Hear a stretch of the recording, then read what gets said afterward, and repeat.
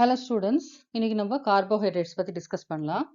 Carbohydrate அப்படிங்கிறது it is one of the biomolecule. It is a predominant or abundant organic molecule. It is found in the cells of plants and animals. And the term carbohydrate, it was coined by Carl Schmitt. So நேச்சர்ல பார்த்தீங்கன்னா இந்த carbohydrate வந்து it is an abundant organic compound. பிளான்ஸ்ல due to photosynthesis என்ன ஆகும், starch வந்து synthesise ஆகும். The starch is nothing but a carbohydrate. It is a polymer or polysaccharide made up of glucose.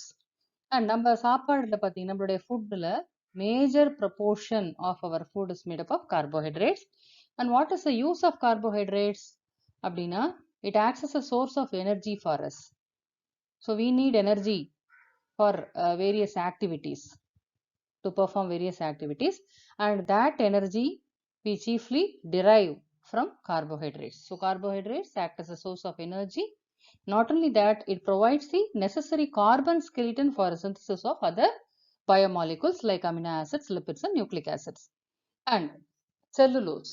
So cellulose is also a polysaccharide. It is a structural polysaccharide. It gives structural framework in plants. And wood we use, paper we use, and cotton materials we use, all these substances contain cellulose. So how can we define carbohydrate? In earlier days, carbohydrates are defined as substances containing carbon, hydrogen, oxygen. Carbon, hydrogen, oxygen. General formula CnH2nOn. Okay, the substances which are made up of carbon, hydrogen and oxygen are simply called as carbohydrates. In later days, carbohydrates are defined as aldehyde or ketone derivatives of polyhydric alcohols. So carbohydrates are those substances which are aldehyde or ketone derivatives of polyhydric alcohols. What do you mean by polyhydric alcohol? An alcohol which is having more than one OH group, that is called as polyhydric alcohol.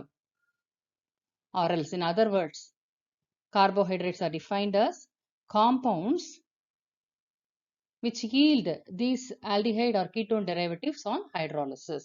So this is the second definition. Ultimately, how can you define a carbohydrate? Carbohydrates are defined as polyhydroxyaldehydes or ketones or compounds which produce them on hydrolysis. Polyhydroxy. So when you look at the structure of a carbohydrate, it is having more than one OH group, that is called as polyhydroxy, and it may contain an aldehyde functional group or it may contain a ketone functional group. Okay, so how can you define it? Carbohydrates are polyhydroxyaldehydes or ketones or compounds which produce these substances on hydrolysis. Okay, so what is the calorific value of carbohydrate? Per gram of carbohydrate roughly provide you 4 kilocalories of energy, and this energy is needed for our day-to-day physical activity and cellular function, brain function, everything. And we are deriving 40% of our total energy from carbohydrate sources. And in a country like India, we are getting 60 to 80% of our energy only from carbohydrate. Whereas in the case of developed countries, they are dependent on carbohydrates only for 30 to 40% of their energy needs. But in a country like India, we are mainly dependent on carbohydrates for satisfying our energy needs. And there are different sources of carbohydrates. We get carbohydrates from sugary substances like honey, fruits, soft drinks, milk, sugar, etc.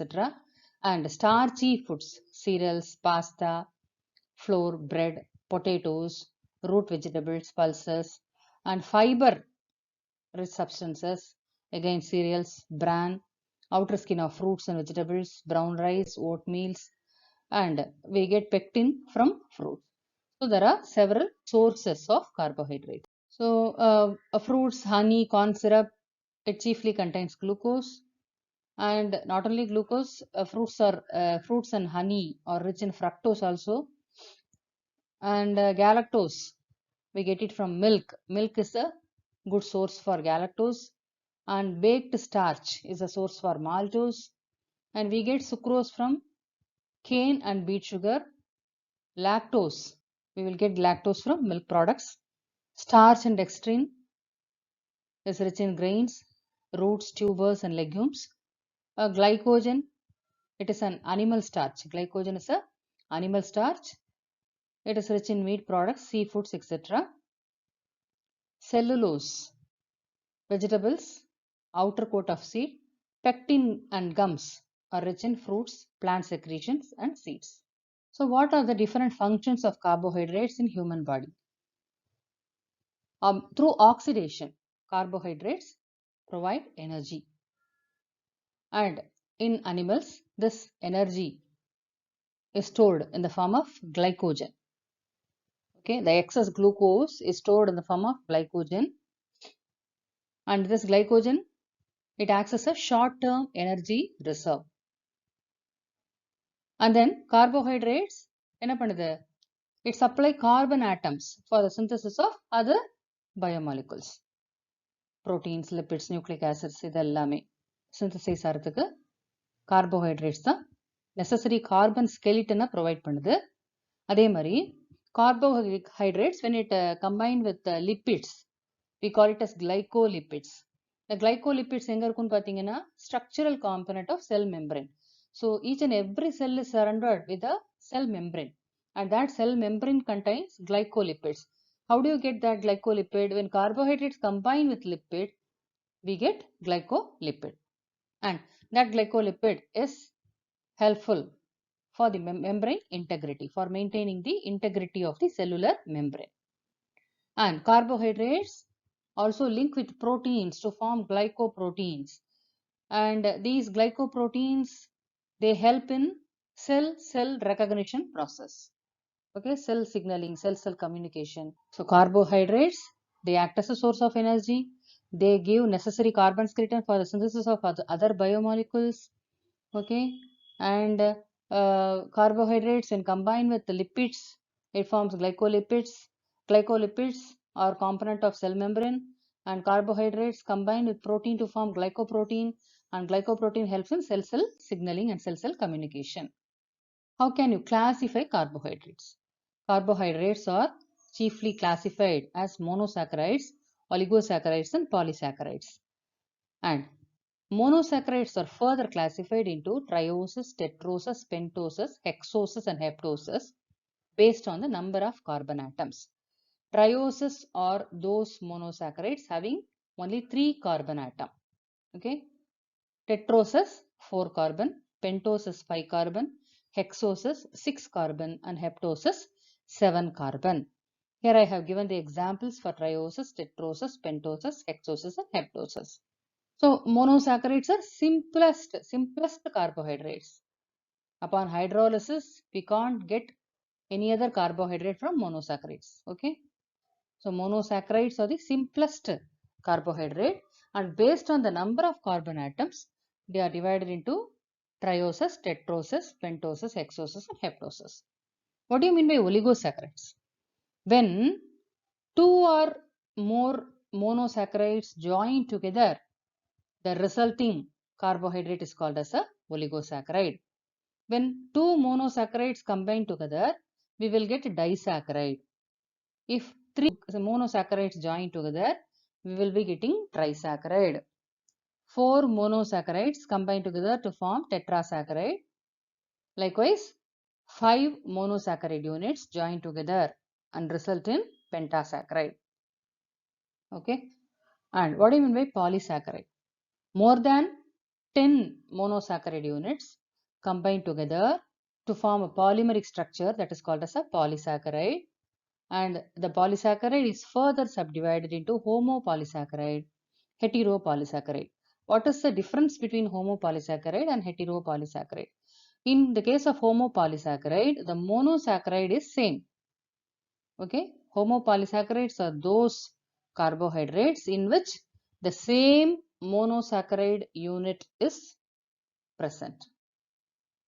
Here in the case of heteropolysaccharide, it is made up of different monosaccharides. Okay.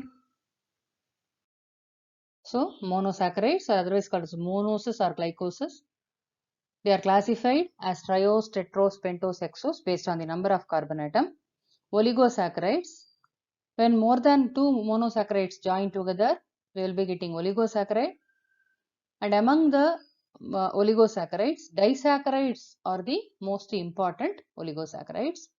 And regarding polysaccharides, when more than 10 monosaccharides join together, we will be getting polysaccharides. Polysaccharides are otherwise called as glycans. And based on the nature of the monosaccharide present, the polysaccharides are classified as homopolysaccharides and heteropolysaccharides. So monosaccharides are simple sugars, or otherwise the compounds which possess a free aldehyde or ketone group. And also monosaccharides will be having two or more hydroxyl groups. They are the simplest sugars and cannot be hydrolyzed further. We cannot hydrolyze the monosaccharides further and we won't get any smaller units. Okay, these monosaccharides are the simplest sugars. And monosaccharides contain a single carbon chain. Based on the number of carbon atoms, they can be classified into several categories like triose, tetrose, pentose, hexose and heptose. And based on the functional group present, they can be classified as aldoses or ketoses. If a monosaccharide is having an aldehyde group, then it is a aldose. If it is having a ketone functional group, then it is called as a ketose. Here, triose. Triose is a monosaccharide. It is made up of 3 carbon atoms.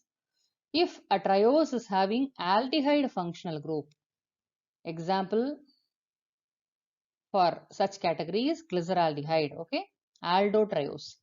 Example for aldotriose is glyceraldehyde, and example for ketotriose is dihydroxyacetone. And tetrose, 4 carbon monosaccharide. Aldotetrose, example erythrose. Example for ketotetrose, erythrulose. And aldopentose, example ribose, and ketopentose, ribulose. Aldohexose, example glucose. Ketohexose, example fructose.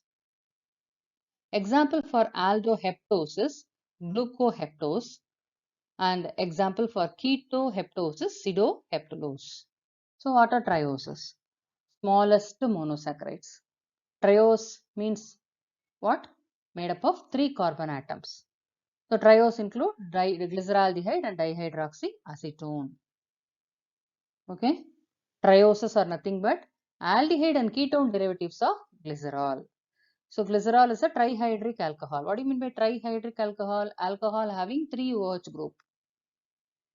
Aldehyde and ketone derivative of glycerol results in the formation of glyceraldehyde and dihydroxyacetone, and thus glyceraldehyde and dihydroxyacetone are grouped under trioses. Trioses are 3 carbon containing monosaccharides. And these trioses are mainly formed during metabolism of hexoses. Hexose means 6 carbon monosaccharide. During the metabolism of 6 carbon monosaccharide, we are getting trioses. Here you can look at the structure of glycerol. So it is a trihydric alcohol. 3 carbon. Glycerol contains 3 carbon as well as 3 OH groups. Trihydric alcohol. And glyceraldehyde is the aldehyde derivative of glycerol. Dihydroxyacetone is the ketone derivative of glycerol. Okay. So the glyceraldehyde and dihydroxyacetone constitute trioses. Glyceraldehyde and dihydroxyacetone share the same molecular formula C3H6O3. Same molecular formula, but they differ in their structural formulae. So they are isomers of each other. Glyceraldehyde and dihydroxyacetone are isomers of each other. Why? They both have same molecular formula but different structural formulae. So glyceraldehyde and dihydroxyacetone, it is an example for simple aldose ketose isomerism. It is an example for simple aldose ketose isomerism. So glyceraldehyde, it is having an asymmetric carbon. What do you mean by an asymmetric carbon? There is no symmetry. When a carbon is attached to 4 different groups, then that kind of carbon is called as asymmetric carbon. Glyceraldehyde is having one asymmetric carbon, so it produces 2 stereoisomers, D-glyceraldehyde and L-glyceraldehyde. So this is the structure of D-glyceraldehyde and this is structure of L-glyceraldehyde. What is the difference between these two? The position of OH group. In the case of D-glyceraldehyde, the OH group and this central carbon is an asymmetric carbon. Okay, the OH group is on the right hand side of the second carbon here. Okay, so it is called as D-glyceraldehyde. In the case of L-glyceraldehyde, OH group is on the left hand side of the second carbon. What is an asymmetric carbon? When the carbon is attached to 4 different groups on its 4 sides. Here, one of its sides is occupied by hydrogen, another side aldehyde group, another side OH, another side CH2OH. So this carbon, the central carbon, is attached with 4 different groups. That's why it is an asymmetric carbon. When a compound is having an asymmetric carbon, it exhibits isomerism. Here, in the case of glyceraldehyde, it exhibits D-L isomerism, that is D-glyceraldehyde and L-glyceraldehyde. In the case of D-glyceraldehyde, the OH group is on the right side of the second carbon, whereas in the case of L-glyceraldehyde, the OH group is projected on the left-hand side of the second carbon. And when a compound is having an asymmetric carbon, that compound is said to be optically active. Okay, when you pass polarized light through such an optically active compound, what will happen? The plane of the polarized light will be rotated either to left hand side or right hand side. Okay. If the plane of polarized light is rotated to left hand side, then it is called as levorotatory. If it is rotated on the right hand side, then it is called as dextrorotatory. So this kind of stereoisomerism and optical activity, it is present in higher monosaccharides also. Now we are discussing about the isomerism in the case of glyceraldehyde. This kind of stereoisomerism, that is D and L isomerism and optical activity. What do you mean by optical activity?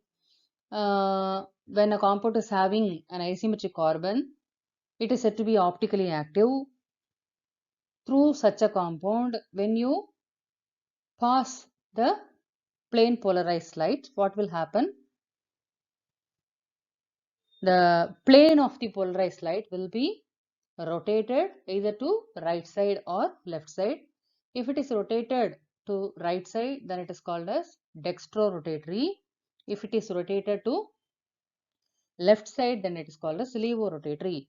Such kind of stereoisomerism and optical activity, it is present in higher monosaccharides also. In the case of higher monosaccharides, they will be having more number of asymmetric carbon atoms. In the case of glyceraldehydes, it is made up of only 3 carbon atoms. Among these 3 carbon atoms, 1 atom is optically active. In the case of higher monosaccharides, they will be having more number of carbon atoms. So obviously, there will be more than one asymmetric carbon. So they have several stereoisomers and optical isomers. So the DL assignment, that is the position of the OH group. It depends upon the orientation of the OH group relative to the asymmetric carbon atom most remote from the aldehyde or the ketone group. When you look at a structure of a monosaccharide, how can you determine whether it is a D isomer or L isomer? By looking at the orientation of the OH group. Which OH group you have to look at? The OH group of the asymmetric carbon atom that should be most remote from the aldehyde or ketone group. Okay. You should not look at the asymmetric carbon just nearer to the aldehyde or ketone group. You have to look at the orientation of OH group that is relative to the asymmetric carbon atom farthest from the aldehyde or ketone group. In the case of tetroses, we have to look at the third carbon. In the case of pentoses, fourth carbon. And in the case of hexoses, we have to look at the fifth carbon in order to confirm whether it is a D isomer or L isomer. Emil Fischer, he devised a method to show the configuration of monosaccharides. That kind of formula is called as Fischer projection formula. In this method, the monosaccharides are shown as linear molecules. Okay. Here, the carbon chain is shown vertically. The C1 is at the top and CH2OH is at the bottom. Carbon-carbon bond is shown by a vertical line, and the bonding of carbon with the hydrogen or OH, that is denoted by horizontal lines. Next monosaccharide is tetrose. The only tetrose of biological significance is erythrose, D-erythrose. And this D-erythrose, it is formed as an intermediate during hexose monophosphate shunt, HMP shunt pathway. So in this pathway, glucose is metabolized. Okay. So in the pathway of HMP shunt, we will be getting an intermediate erythrose 4-phosphate. Erythrose is an aldotetrose. The corresponding ketotetrose is erythrulose, D-erythrulose. Here you can see the structure of erythrose and erythrulose. D-erythrose. Why it is D-erythrose? Here the OH group.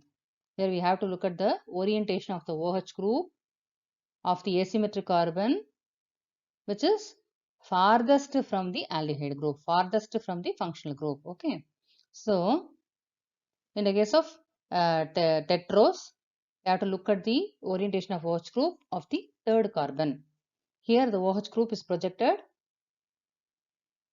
on the right side. So it is D-erythrose.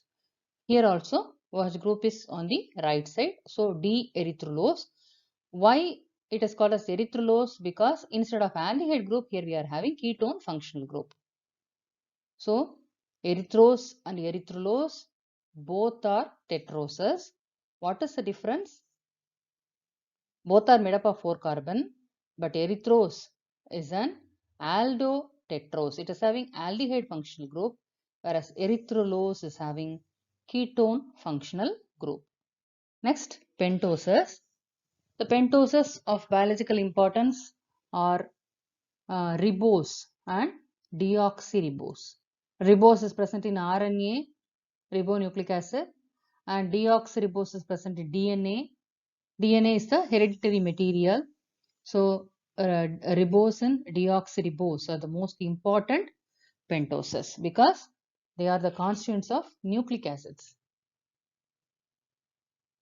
And what is the corresponding ketopentose of ribose? Ribose is a aldopentose. Its corresponding ketopentose is ribulose. And these ribose and ribulose are also formed during HMP shunt. We already saw we are getting erythrose 4-phosphate as an intermediate in HMP shunt. Not only erythrose 4-phosphate, we are also getting D-ribose and ribulose, okay, in HMP shunt pathway. So this is a structure of D-ribose. So what is the difference between ribose and ribulose? Again, ribose is an aldopentose. Pentose means 5 carbon.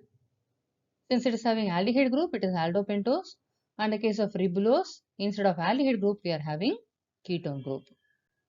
And another pentose formed in HMP shunt is xylulose. Xylulose is a ketopentose. Its corresponding aldopentose is xylose. Okay.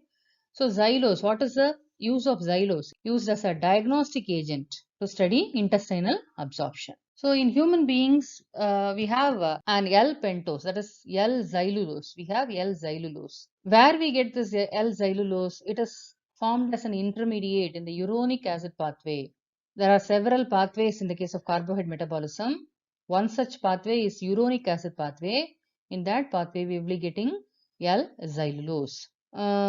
if a person suffers from essential pentosuria is a hereditary disease. In that condition, the person will be excreting L-xylulose in urine. Okay, so L-xylulose is excreted in urine in a hereditary disease called essential pentosuria. The structure of xylulose this is D-xylulose. Here it is L-xylulose. What is the difference between xylose and xylulose? It is an aldopentose, whereas xylulose is a ketopentose. What is the difference between D-xylulose and L-xylulose? We have to look at the orientation of the OH group of the carbon atom farthest from the functional group. Okay. So here in the case of pentoses, we have to look at the fourth carbon. In the case of D-xylulose, OH group is present on the right hand side, so it is D-xylulose. In the case of L-xylulose, OH group is present on the left hand side, that's why it is called as L-xylulose. Next one, hexoses. So important aldohexose in human beings are glucose, galactose, mannose, etc. And important ketohexose is fructose. Fructose is ketoisomer of glucose. D-fructose is ketoisomer of D-glucose. Hexoses means monosaccharides made up of 6 carbon. Monosaccharides made up of 6 carbon are called as hexoses. If hexoses are having aldehyde groups, then they are called as aldohexoses. If the hexoses are having ketone functional group, then they are categorized as ketohexoses. Example for aldohexoses, D-glucose, D-galactose, D-mannose, and example for ketohexose, D-fructose. Here is the structure of D-glucose. So it is made up of 6 carbon. The first carbon is the aldehyde functional group. Then second carbon HOH, third one OHH, CHOH, HOH. The last one is primary alcoholic group CH2OH. So this is the structure of D-glucose. So whatever carbohydrate we eat that is finally converted to glucose and it is transported in blood only in the form of D-glucose. So only in this form our cells and tissues utilize carbohydrates for energy purpose. Okay. So all other carbohydrates are converted ultimately to D-glucose in our body. The important polysaccharides like starch, dextrin and glycogen, all these substances are made up of D-glucose only. After digestion, what will happen? These polysaccharides and complex carbohydrates are finally converted to D-glucose and this D-glucose is transported in our blood, from where our cells and tissues utilize this D-glucose for energy purposes. And D-galactose. What is the importance of D-galactose? It is present in glycolipids. We already discussed the glycolipids are important constituents of cell membranes. Okay, it is important for membrane integrity. So galactose, it is a hexose which is present in glycolipids and constitute nervous tissues. And in milk, we'll be having a disaccharide called as lactose. So lactose is made up of 2 monosaccharides. What are the 2 monosaccharides? One is glucose and another one is galactose. So in milk, we have a disaccharide called lactose and this lactose is made up of 2 monosaccharides. What are they? One is glucose and another one is galactose. And we also have mucopolysaccharides and glycoproteins in our body. So these mucopolysaccharides and glycoproteins contain amino derivatives of D-galactose and D-mannose. Okay, amino derivatives like N-acetyl galactosamine. Okay, D-galactose, that is amino derivatives of D-galactose and D-mannose are present in mucopolysaccharides and glycoproteins. So this is the structure of galactose, mannose.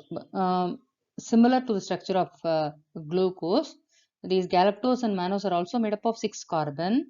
Okay, starts with aldehyde group and ends up with the CH2OH group.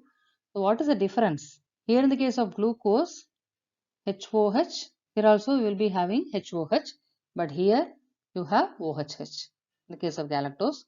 In the case of mannose, second carbon OHH, third carbon also OHH. So in this way, these compounds differ in their structure.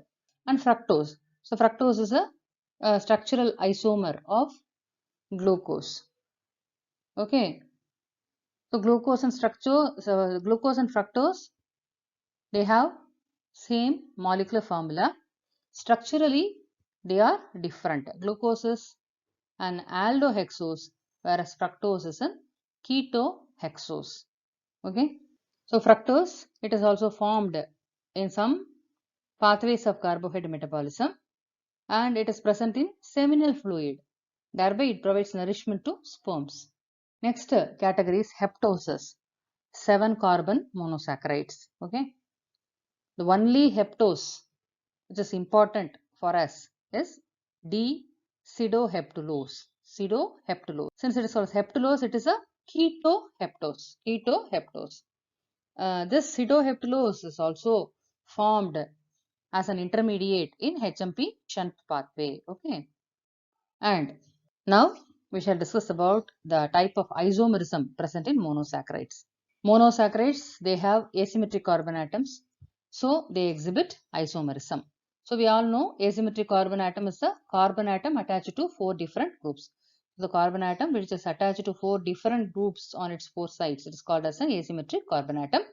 Since the monosaccharides are having asymmetric carbon atom, obviously they exhibit isomerism. Here in the case of glyceraldehyde, D-glyceraldehyde and dihydroxyacetone, this dihydroxyacetone is not having asymmetric carbon atom. Okay, here the carbon is bonded to oxygen through double bond.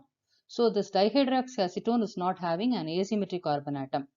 So except this dihydroxyacetone, all monosaccharides, they have asymmetric carbon atoms. So what is isomerism? Compounds having identical molecular formula but different structures. Okay, same molecular formula but different structure, that is called as isomer. And we can classify isomerism as structural isomerism and stereoisomerism. Structural isomers, they will be having same molecular formula. Structurally, they will be different. Example, glucose and fructose. Here in the case of glucose, we have 6 carbon. In the case of fructose also, 6 carbon. C6H12O6 is the molecular formula of glucose as well as fructose. See, so the both of these compounds are having the same molecular formula, but structurally they are different. Here, glucose is having an aldehyde functional group, fructose is having a ketone functional group. So this is an example for structural isomerism. Stereoisomerism. So the compounds may be having a same molecular formula, the structure will also be same, but they differ in configuration. There's an arrangement of atoms in this space, that is called as configuration. Okay. So different arrangement. Molecular formula is similar, structure will also be similar, yet there will be change.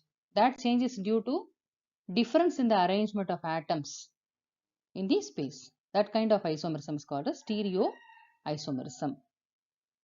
What are the types of stereoisomerism associated with glucose? D and L isomerism, optical isomerism, epimerism, alpha and beta anomerism. So what do you mean by D and L isomerism? Orientation of the H and OH group around the carbon atom adjacent to the terminal primary alcoholic carbon, CH2OH. Okay. So we have to look at the orientation of H and OH around the carbon atom that should be adjacent to the terminal primary alcoholic carbon. Okay, that determines whether the sugar belongs to D or L category. Okay, when the OH group is on the right side, then it is D isomer. When it is on the left side, then it is L isomer. So here, glyceraldehyde. Okay, glyceraldehyde is having one asymmetric carbon. They have to look at the orientation of H and OH of the carbon atom, which should be adjacent to the terminal primary alcoholic group. Okay, so in the case of this compound, the OH group is on the left hand side, so it is L glyceraldehyde, and here it is on the right hand side, so it is D glyceraldehyde. Similarly, in the case of glucose, you have to look at the fifth carbon. Okay, so only the fifth carbon is adjacent to the primary alcoholic carbon. So in the fifth carbon, in this case, here OH group is projected in the left side. So it is L glucose. Here OH group is on the right hand side, so it is D-glucose. So what is the biological significance of D and L isomerism? Most of the monosaccharides in mammals are D sugars, and the enzymes responsible for their metabolism are specific for this configuration only. We are not having L sugars. Many of the monosaccharides present in mammals are D sugars, and the enzymes which are responsible for metabolizing these compounds are also specific for this kind of deconfiguration. And D-ribose, it is a carbohydrate component of RNA. Okay, RNA is a nucleic acid, ribonucleic acid. D-ribose, it is a carbohydrate component of RNA, and D-glucose, D-mannose, D-galactose are abundant 6-carbon aldoses. Some sugars naturally occur in L form. Very few sugars naturally occur in L form. Example for such sugars are L-arabinose and L-fucose. They are found in glycoproteins. Such rare L isomers are found in glycoproteins. Next isomerism is optical isomerism. So what is optical activity? Capacity of a substance to rotate the plane polarized light. When a compound is having an asymmetric carbon, it is said to be optically active. Why? When you pass a plane polarized light through such a compound, that compound will be having the capacity to rotate the plane polarized light either to left hand side or right hand side. Okay, either to clockwise direction or anti-clockwise direction. When a compound rotates the plane polarized light in the clockwise direction, then it is called as dextrorotatory, small d or plus symbol. You should not confuse the small d with capital D and L isomerism. That D and L explains stereoisomerism. Here in this case, small d and small l explains optical isomerism. Okay, dextrorotatory. Dextrorotation is explained with small d or plus symbol, and levorotatory is designated as small l or minus symbol. So when a beam of polarized light is passed through a solution having optical activity, that polarized beam will be rotated to the right side or to the left side, and that depends upon the type of the compound. That is the nature of the optical isomer which is present in that solution. If the compound rotates the polarized light to right, then it is called as dextrorotatory. If it rotates the light to the left hand side, then it is called as levorotatory. When equal amounts of dextrorotatory and levorotatory isomers are present, the resulting mixture will not be having any optical activity because both these isomers will nullify their optical activity. They cancel their rotation. So the resulting mixture is called as a racemic mixture. Okay, and we have to remember one thing: stereoisomerism and optical isomerism are independent properties. Okay, so if a compound is capital D or capital L is defined by looking at the orientation of the OH group on the penultimate carbon atom. Okay, so that stereoisomerism and optical isomerism is based on the capacity of an optical isomer to rotate the plane polarized light to either in the right hand direction or the left hand direction, and that is designated as plus or minus. Okay, these two properties are independent properties. Thus, a compound, it might be designated as D minus or L plus. D minus compound will be there, D plus compound will be there, L minus compound will be there, L plus compound will be there. That depends upon the optical property of that compound. And synthetically produced compounds are mostly racemic. What do you mean by racemic? Racemic mixture will be containing dextrorotatory as well as levorotatory isomers. So they cancel out their rotation, their activity. So there is no resultant optical activity. So synthetically produced compounds are racemic compounds, and when you separate such optical isomers from a racemic mixture, that process called as resolution. Racemic mixture, when you separate the optically active isomers from a racemic mixture, that process called as resolution. Okay. Measurement of optical activity is known as polarimetry. Method is known as polarimetry, and the instrument used here is polarimeter. Here the light source first, it is unpolarized light, and this unpolarized light is passed through a polarizer, Nicol prism. It might be a Polaroid.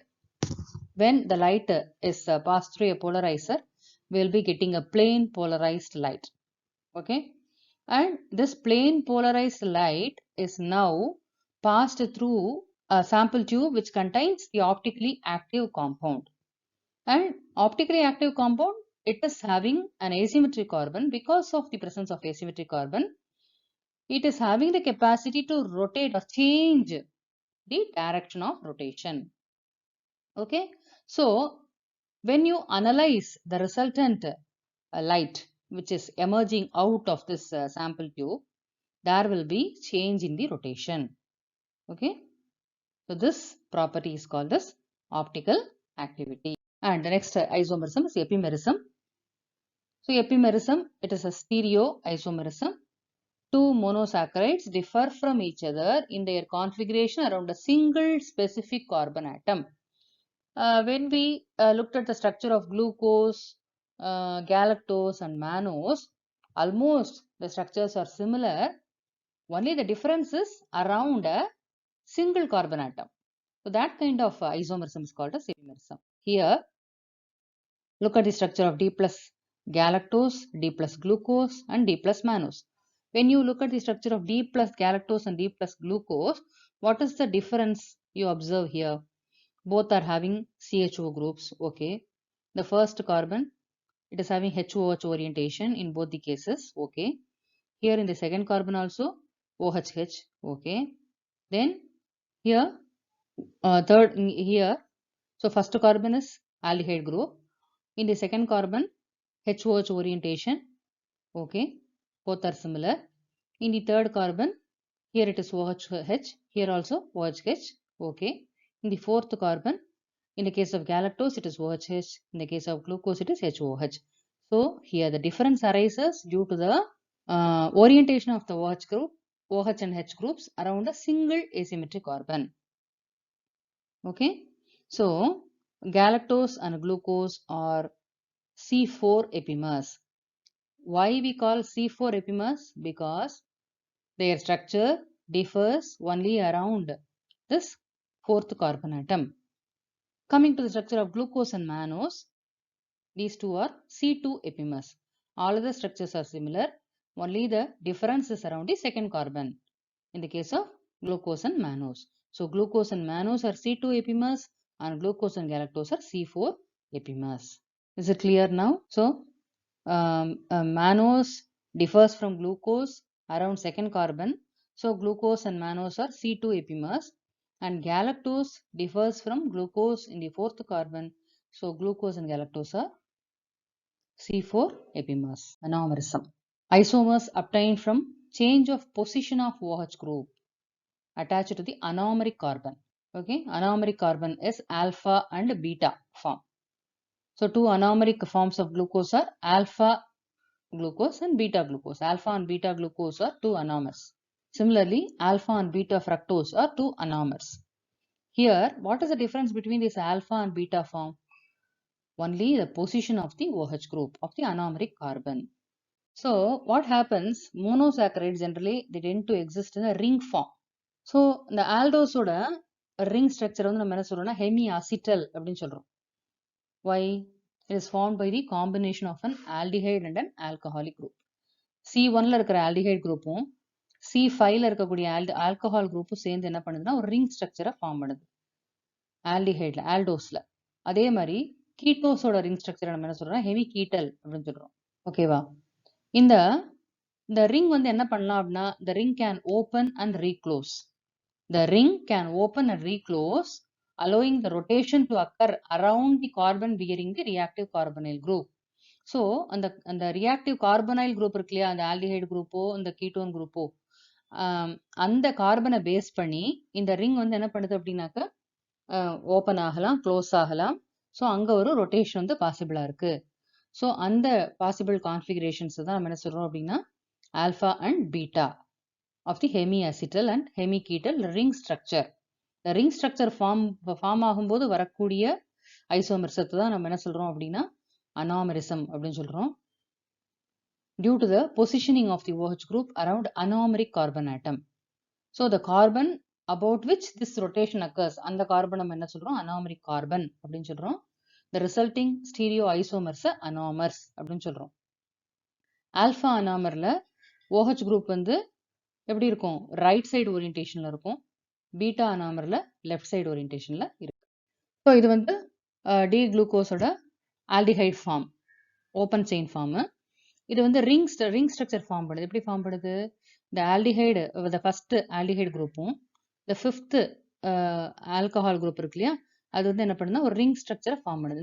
இந்த ரிங்கை நம்ம என்ன சொல்றோம், ஹெமிஅசிட்டல் ring structure அப்படின்னு சொல்றோம். இப்போ இங்க பார்க்கும்போது இந்த ரிங் ஃபார்மேஷன்ல இந்த இடத்துல இந்த ஃபர்ஸ்ட் கார்பன் இருக்கு இல்லையா, இந்த கார்பனைல் கார்பன், அதுல இங்க OH உடைய பொசிஷன் பார்க்குறோம். இங்க வந்து ரைட் சைடு ஓரியன்டேஷன்ல இருக்கு. ஸோ இது வந்து ஆல்ஃபா டி குளுக்கோஸ். இதுவே இங்க பாத்தீங்கன்னா இங்க வந்து இந்த OH வந்து லெஃப்ட் சைட்ல இருக்கு. இது பீட்டா டி குளுக்கோஸ். அப்ப இந்த ரிங் ஸ்ட்ரக்சர் ஃபார்ம் ஆகும்போது, ஓகேவா, ரிங் ஸ்ட்ரக்சர் ஃபார்ம் ஆகும்போது அந்த அனாமரி, இந்த கார்பனைல் கார்பன்ல OH குரூப் வந்து எந்த பக்கம் இருக்கு அப்படிங்கறத பேஸ் பண்ணி நம்ம என்ன பண்றோம் அப்படின்னா அது either it is an alpha or beta அப்படிங்கறத நம்ம ஃபைனலைஸ் பண்றோம். Alpha and beta anomers, and that carbon which is responsible for this kind of isomerism is called as anomeric carbon, and this isomerism is anomerism. So that's all for today's class. We shall continue the rest of the things in the next class.